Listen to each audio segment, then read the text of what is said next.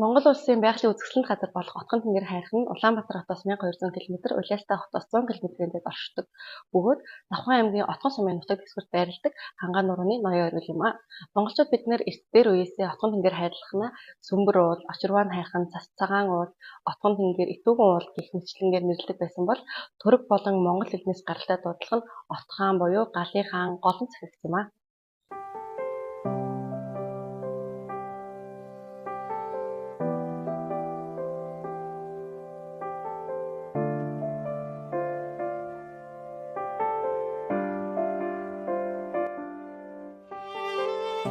Монгол орны хамгийн чимээгүй урсдаг гол бол Завхан гол юм а.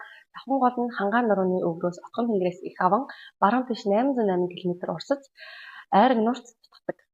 Урсгалын эхний хэсэгт өндөр улаар хүрээлэгдсэн морины дундуур урсах бөгөөд урсгал нь ширүүн байснаа доод хэсэгтээ дүлгөөн болж 330 гаруй км-ийн урттайгаар үргэлжилдэг. Энэ нь Монгол хэлний Чингэлгүй нэгт урсан гардаг гол юм а.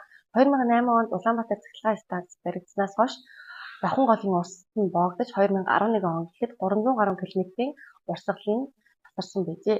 Үүнээс болоод түүний дагуу нутаг нь эзгүүрс цөлжилт явагдаж байгаа юм а.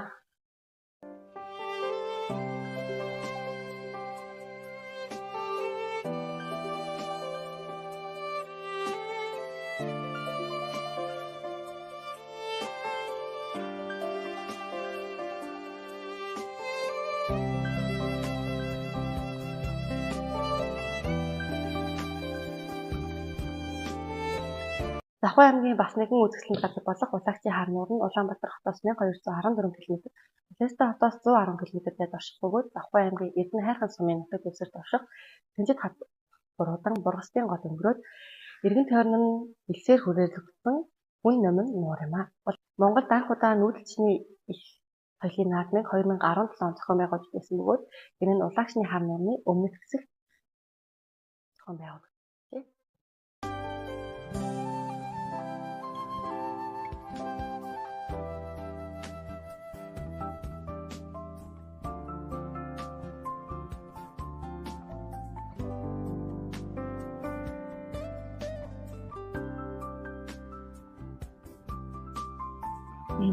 Монгол орны баруун нутгийн Тарбагтай нуруунд байрлах хамгийн хүнд бэрхшээлтэй даваа нь Загастай даваа юм а.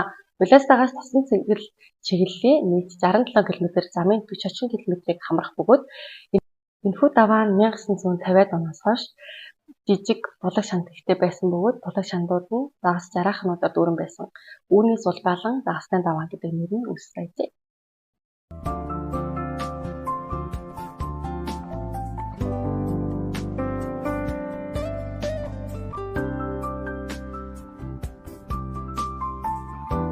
Монголчууд бидний бас нэг сүсгэлэн биширдэг уул бол Даяа ярих уул юм а. Даяа ярих уул нь Улаастай хотоос зүүн урагш Отгон тэнгэр хайрхны баруун талд Бадар хондгыг өнгөрөөд байрладаг бөгөөд Завхан аймгийн Алдархайн сумын нутаг дэвсгэрт оршихдоо. Даяангийн хоёр талд Хөх болон Цагаан гэсэн хоёр нуур байрладаг.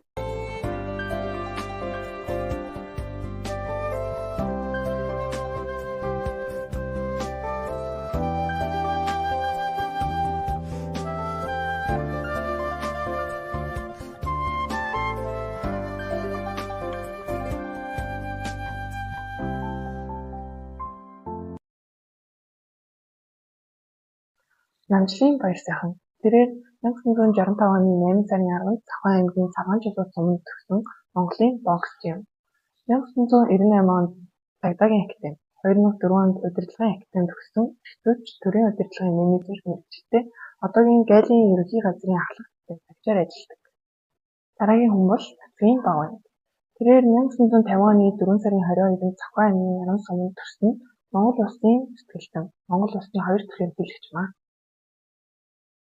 Бусалмагийн очрот. Тэрээр 1942 оны 1-р сарын 23-нд буюу Морин жилийн өвлийн адаг сарын шинийн 8-ны өдөр Завхан аймгийн Төдөвтэй сумын Гунхантын хэмээх газар төрсөн 2025 оны 1-р сарын 17-нд Улаанбаатар хотод таалал төгссөн байна. Мөн Завхан аймгаас гаралтай Савлмын Дандин бодлого буюу Шалган цутгт Дандин бодлого нь 1874 онд Завхан аймгийн Цогт гүний хошуу буюу одоогийн Завхан аймгийн Нөмрөх сумын нутагт төрсөн 1923 оны 6 сарын 23-нд нас барсан байна.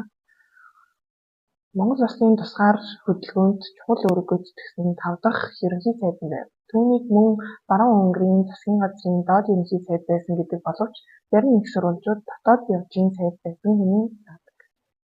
Тухайн аймгаас гаралтай Хатгай намтрын 1943 онд Цохны цагаан айрхан сумын төрсөн Монголын физикч математикч нь 1997 онд төрийн шагнал 2009 онд Монгол Улсны шинжлэх ухааны гавьяар тэтгэлтэн. Тол 2012 онд Монгол Улсны засгийн газрын шилдэг бүтээлийн шагнал 2014 онд Чингис хааны одон хүртсэн байна.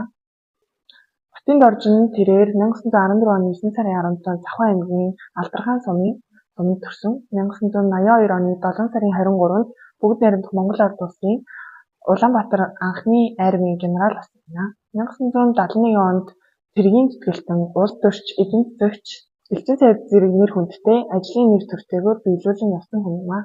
Дараагийн хүн болох Дилан хотогт Жамсран Жавн тэрээр 1884 онд Засаг хаан аймгийн Түшэт гүний хошуу буюу одоогийн Завхан аймгийн Төдөвтэй сумын нутагт Ойгон нуурын хойд бие Төрчлөлтийн булаг хэмэх газарт хар цагт Башлуугийн гэрт төржээ. Тэрээр 5 настайдаа Сайн ноён хаан аймгийн нутагт байсан тухайн үеийн ар халахын 13 томтой хотын нэг болох Нар Ванчин хотын хийдэд зарлагдсан очид эрт оржийн хавилгаан хэмээн өргөмжлөгдөжээ. Завхан аймгийн томоохон олдуруудын нэг болох Ямаа усны олдур нь Завхан аймгийн төв Улаастай хотоос 50 км-ийн зайтай оршдог. Ямаа усны олдурыг 2021 онд нэрлүүлж, улмаар 2022 онд малталтыг хийж 117 бууж 154 дурсгалыг бүртгэжээ.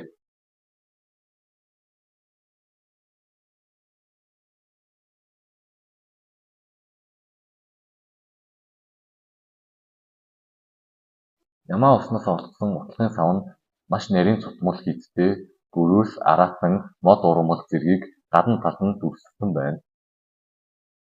Энэ төрлийн утгын сав нь Хань улсын эзэн хаан Бөөнгийн төрсөн ах Юушин зэрэг эзэн хааны гэр бүлийн булчнаас гол төлөв олдсон байдаг аж.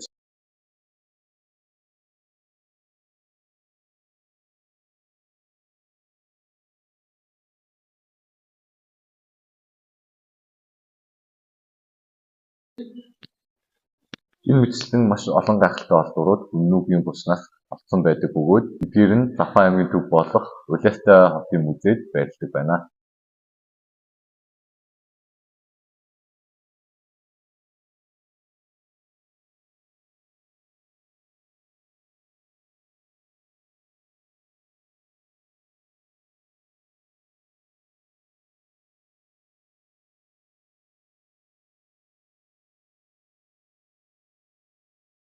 Завхан аймаг нь 1923 онд байгуулагдсан 5 аймгийн нэг бөгөөд Монгол Улсын баруун талд оршино.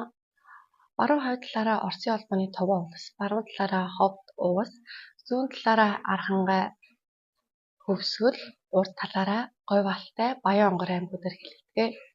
Нийт 24 сумтай бөгөөд Завхан аймгийн төв Улаастай хот нь Улаанбаатар хотоос 1023 км-ийн зайд оршино. Тус аймаг нь 2021 оны байдлаар нэг 71 мянган хүн амтай байгаа бол хамгийн их хүн амын төвлөрөлттэй хэсэг нь Улаастай хот, харин эсвэргээрээ хамгийн бага хүн амтай хэсэг нь Ачгад сум байгаамаа. Ингэснээр Завхан аймаг нь Монгол улсын суурин хүн амынхаа тоогоор 17-д ирэмблэгдэж байна. Завхан аймгийн хүн амын дундаж наслалт нь 73.1 байгаа бөгөөд энэ нь Монгол улсын хэмжээнд нийт аймагуд дундаас 13-т эргэлдэж байна. Завхан аймгийн нийт дотоодын нийт бүтээгдэхүүний хэмжээ 606 тэрбум орчим байгаа бол энэ нь Монгол улсын дотоодын нийт бүтээгдэхүүний хэмжээнд энэ үнээрээ 16 дугаарт эргэлдэж байна. Харин нэг хүнд ноогдох дотоодын нийт бүтээгдэхүүний хэмжээ 9 сая орчим төгрөг байгаа бол энэ нь Монгол улсад 15-т ирэмблэг